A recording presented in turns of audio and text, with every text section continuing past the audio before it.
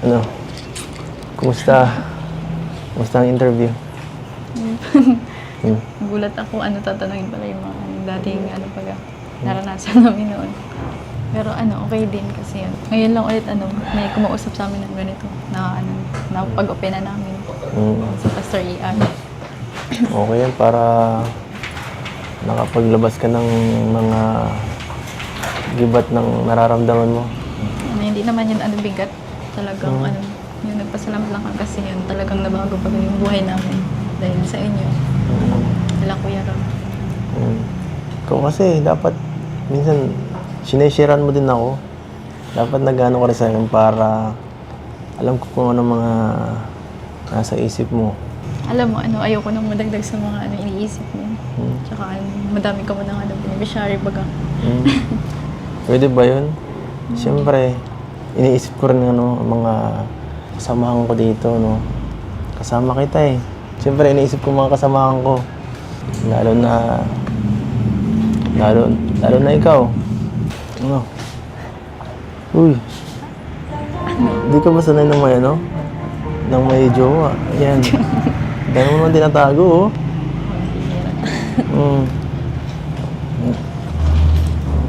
Di Hindi naman porke jowa, idadamay na kita sa lahat.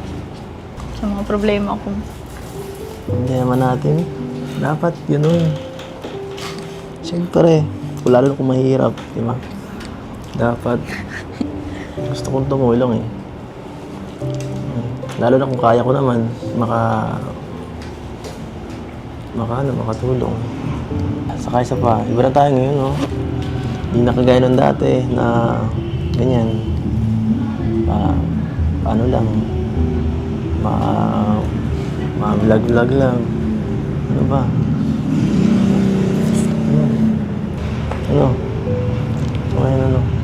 So ngayon, totoong partner na. Partner. Ano ba? Nailang ka naman eh. Huwag kang dyan. Thank you Kasi andyan ka palagi. Tsaka iniintindihan mo ko na hindi man ako talaga laging naglalabas ng problema baga. Ayun nga. Pangiti-ngiti ka lang kahit may problema na. Minsan, kung saan ka naglalabas ng sama ng loob. Social media, sa gaya ng sinasabi mo. Doon ko na lang binabasa minsan ng mo eh. Hindi kasi ako sanay maglabas ng problema. Tsaka pag kaya ko pa naman, hindi ko talaga. Hindi ko sinashare. Sinasolo ko muna. Lalo sa mga mahal ko sa buhay. Isa ka na dun. Okay? Totoo ba yan? Huwag kang ganyan parang feeling ko, inaano mo lagi ako nagsisinungaling. Hindi, totoo. Naniniwala naman ako eh. No? Pinapaano lang kita para masyado kang parang na-stress kang bigla eh. Kasi pag seryoso ako, tinatungalan mo naman ako. Kasi binabara mo ako, nakakainis. Hindi naman sa ganun eh. Alam mo yun, hindi naman sa natatawa ko. Ganun lang talaga yung way ko pag medyo kinikilig sa isang tao. At hindi ko alam kung paano umak sa mga sinasabi mo minsan. So, okay ka na? Okay ako, syempre yan ka. Pause, no? Buti nga, sinasama mo ako sa pag-vlog. Kasi nalilibang ako. Pag andun sa bahay, syempre. Kung magsa-social media lang, mas may stress ako pag andun lang. Kaya, thank you kasi palagi mo ko sinasabi. Yun rin naman yung ko talaga, napansin ko na parang naiinggit ka sa ibang mga kasama mo, mga ka-eskwela na nagtatrabaho. Siyempre, ikaw, gusto mo rin maging productive yung bakasyon mo, Saka, na-experience yung mga, Kaya, naisip ko rin yun. Kaya, sinama na rin. Pumayag na rin ako sa gusto mo. Saka, kaso ano, sorry kasi, siyempre, yan, medyo, nabilad. Okay lang. Medyo, nakakapagod din yung ano natin din, yung ginagawa eh. Kala ko ngayon, pinag-usapan niyo ni mama niyo kanina eh. Kala ko pinagbawalan ka na lumabas. Hindi. Na pwede vlog ka na lang. Tsaka hindi naman nakakapagod kasi masaya naman tumulong mo. Kasama akong tumutulong sa kasama mo.